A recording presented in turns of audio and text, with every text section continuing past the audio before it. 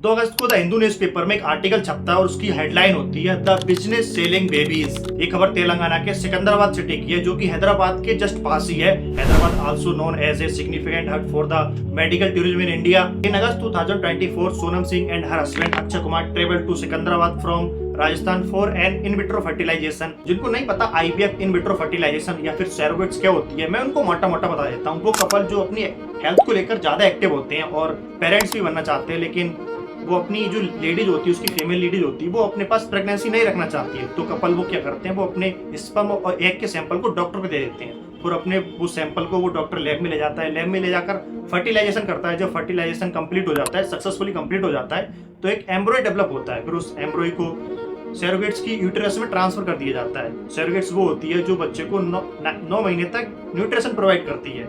So she is called surrogate's mother. Back to point, they reached the Secunderabad and they found Universal Srishti Fertility Center near the railway station, which promised them 85% success rate for an IVF procedure. Next day they met the doctor. फिर doctor के साथ वो सब बातें share करते हैं। Doctor के साथ जितनी प्रोसीजर होती है उसके बारे में पूछते हैं। उसके साथ उससे कॉस्ट भी पूछते हैं, कितनी कॉस्ट लगेगी। डॉक्टर पूरी प्रोसीजर के बारे में उनको बताता है और उनके लिए वो कपल्स होते हैं, उनसे 30 लाख रुपए में कन्विंस कर लेता है उनके लिए। Even all over the India में इसकी जो मेडिकल रिसर्च है, जितनी भी जांचें होती हैं, जिनकी टोटल कॉस्ट होती है एक आईवीएफ की, वो लगभग 2 से 6 लाख रुपए पड़ती है एक साइकिल की। बट उसने इतनी ज्यादा कॉस्ट ले ली, तुम इमेजिन नहीं कर सकते। 30 लाख रुपए एक आईवीएफ साइकिल के लिए, झोला तो यही हो गया ना। उसके बाद 5 जून 2025 को nearly a year later Sonam and Akshay were handed a baby eight lotus hospital in Visakhapatnam. जब वो कपल उस बच्चे को देखते हैं तो उन्हें थोड़ा बहुत शक होता है। फिर वो सोचते हैं इसका डीएनए टेस्ट करा लेते हैं, क्या चक्कर है। फिर वो नम्रता क्लिनिक जाते हैं, वो डीएनए टेस्ट के लिए रिफ्यूज कर देती है भाई। उसके बाद उस डीएनए सैंपल को फ्रांसिस लेबोरेटरी दिल्ली भेजा जाता है। जब उस डीएनए का रिजल्ट आता है तो वो दोनों शॉक हो जाते हैं, क्योंकि रिजल्ट आने के बाद उन्हें पता पड़ता है वो बच्चा उनका है ही नहीं।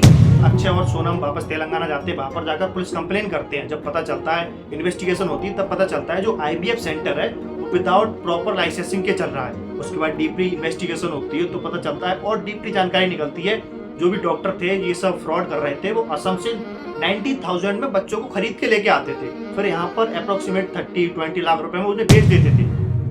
This whole process is called child trafficking, और जो कि इलीगल इंडिया में बहुत टाइम पहले से ही।